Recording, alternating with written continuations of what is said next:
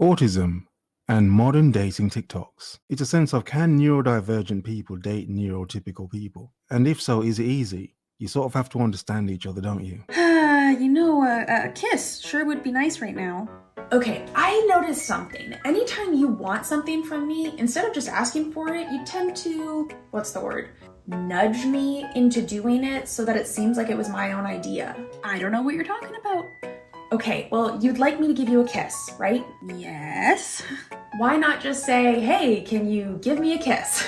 Oh, because if I have to ask for it, then it was no longer a thoughtful act, and I'm just being annoying. You know, when I see videos like this, I do wonder, is it ADHD? Is it something on the autism spectrum? Or is it just how some people react? Because as a man, a lot of women aren't direct with what they want. They'll give you signals, little signals, little hints.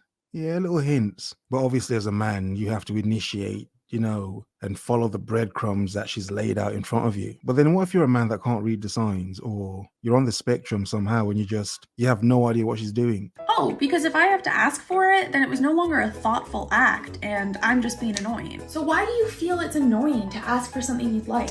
Well, it just feels like I'm being needy then, and it's no longer authentic if I have to ask for it. Oh yes, being needy and fearing to be rejected. When in a sense, the person wants something from you. Why not just be honest and say what you want? That's too easy.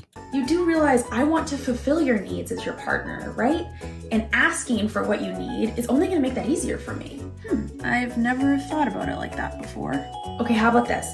If you need something from me, extra love, support, affirmations, touch, help, anything, just ask. And if I were to ignore your requests after you specifically asked for them, wouldn't that be a pretty good indicator that this isn't a healthy relationship? Well, I guess so. That does make sense. And even though it does make sense, to some people, they don't want it to make sense. You see, a neurodivergent person is someone who's good at masking, pretending to be a normal, just regular person. A neurotypical person who is someone who's not on the autistic spectrum. But it goes back to the point I made at the start. Can neurodivergent people date neurotypical people? And it be easy? Or is it a part of modern dating not explored enough? Great. So, what do you need? Can I please have a kiss? Of course. Okay, alright, that's some extreme kiss. A lot of tongue. Okay, so a neurotypical person is a normal, regular, everyday person. They're not on the spectrum. They have no traits of ADHD. To simplify, the spectrum being a lack of understanding of basic human cues, interactions, expressions. The thing is, autistic people who are neurodivergent are able to mask their autistic, some would say disabilities, and some would say they're not, by pretending to be a neurotypical, regular, everyday person. So the point is, in being an overly observant neurodivergent person, do you think that's a benefit or somehow a hindrance to modern dating? Are you overcompensating or under-evaluating?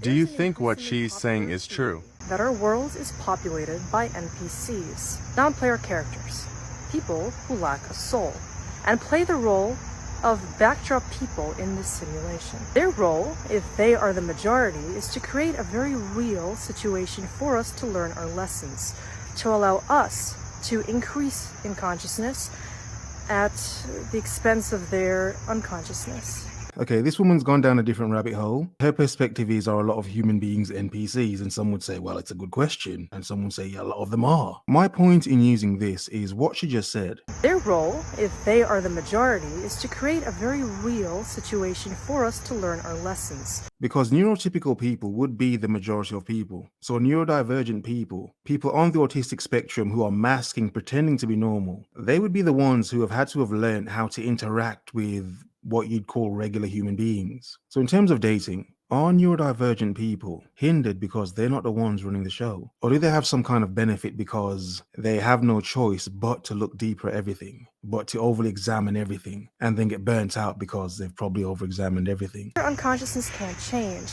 is the theory. But the question I pose to all of you is, how can there be NPCs if everything is inherently part of the universal soul?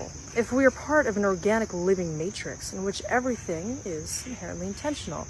And these people who seem to have no ability to tap into higher states of consciousness might just be in their pre-awakened state. Sure, not everybody's going to go through a spiritual awakening because not everybody is living from the heart. That's what the matter is, that either the heart or the brain prevails in our life. If we are in our brain, then NPCs appear real because separation appears to be real if we're not seeing ourselves as an extension of a living, breathing, conscious, heart-centered universe. Only by focusing on the vibration of love can we understand the interconnectedness of life. Many people born into the matrix are not going to realize this, but that does not mean they lack a soul. And for our soul to learn integration, we must take them as part of ourselves to know true love. Today in lecture, my professor was explaining how the brain filters out excess stimuli. He gave the examples of we aren't aware of how our clothing feels on our body, or of our own body odor, or of how our own saliva tastes, or even that the computer is humming. And I sat there, absolutely wide-eyed and baffled that some of y'all get to just live like that. Is it nice? Is it peaceful? I've often wondered what it would be like. Interesting. The audio sync is out of time. I don't know why. But honestly, in going down this autistic rabbit hole, it's made me wonder a few things about myself. Like, I've questioned certain things like that myself. Sometimes it does seem as if my mind won't turn off, as if there's always something else to ponder, consider, think about, then ponder on it again, then try to conceive my way around what I've just thought about and make it make sense, even though I know it's absolute BS. But I know there's some sense in there somewhere. I don't know, it's just, I can seem to draw from that and waffle on endlessly. I've often wondered what it would be like if I could just like tune things out, or if like my brain could just shut out the external stimuli, but it can't. And it blows my mind that neurotypicals can do that. Yeah. And nothing is more frustrating than hearing somebody say, well, just tune it out when you're overstimulated. It's like, I can't. Don't you think if I could, I would? But yeah, I do often wonder what it would be like to be neurotypical just for like one day. I would like to know what it's like, because I feel like sometimes it's got to be real peaceful and nice. Probably be quite boring as well. Nice, yes. Probably boring as well, I'm not sure. Here are 5 ways to tell if you're neurodivergent. If you find what I'm about to do funny in any way, then you're freaking neurodivergent.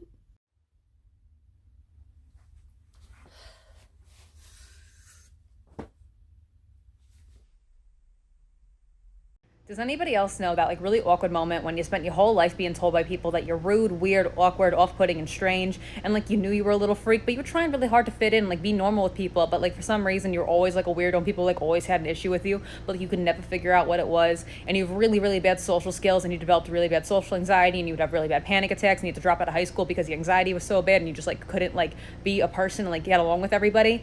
And you know, you spend all these years getting psychiatric help and doctors couldn't figure out what's wrong with you or like give you a proper diagnosis, or like every medication you tried like didn't do anything and didn't work.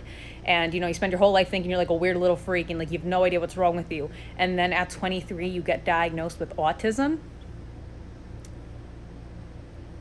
Yeah, that was quirky.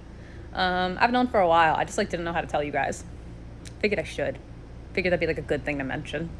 I don't know. Changed my life. All of the stupid rules around communication and dating, they've never, ever made sense to me. If you want to talk to someone, talk to them. If you have a lot to say, send a long text. I don't understand why we have to wait like a certain amount of dates or something before we can communicate like normal people. You know, over time, it has made me wonder a few things. Like the issue with being direct. Now, to some degree, you can understand, you know, some people playing a long game, the hard to get game, playing hard to get, yeah. Okay, sure. However, sometimes it does baffle me, like, why some people don't just react to just normal, direct questions. But then obviously, that's not a neurotypical sort of thing. I also don't understand all the rules around like how, like all the games that people play with texting and communication and stuff. I've had so many friends ask me like when or how or what should I text this person that I'm interested in. I'm like, whatever you want, whenever you want, however you want. I don't understand. I've seen women like run around in circles for hours about like what they're gonna send someone, and if it's like okay to send like, hey, what's up? Question mark, 2 question marks. Like I don't get it. Don't mind me, I'm just crying because it's so sad that guys have literally not gone on a date with me because I'm 5'8". They think I'm way too I have like the worst luck. And that you have a brain, the back part of it is where you learn, the front part is where you do. Knowledge, performance, knowing, doing. And ADHD splits them apart. I don't care what you know, you won't use it. You can be the brightest kid in the world, not going to matter. So you got a real problem on your hands because you can know stuff and you won't do stuff. That's a serious problem called a performance disorder. So what we know about ADHD is it's going to put all 5 of those levels at risk because it interferes with all 7 executive functions, and you're going to have time blindness, and you won't be able to aim your behavior toward the future, to care for yourself as effectively as other people are able to do. You have intention deficit disorder. You have a disorder of performance, not knowledge. You know what to do, but can't do it. You have a disorder of the when and the where, not the what and the how. Your problem is not with knowing what to do. It's with doing what you know.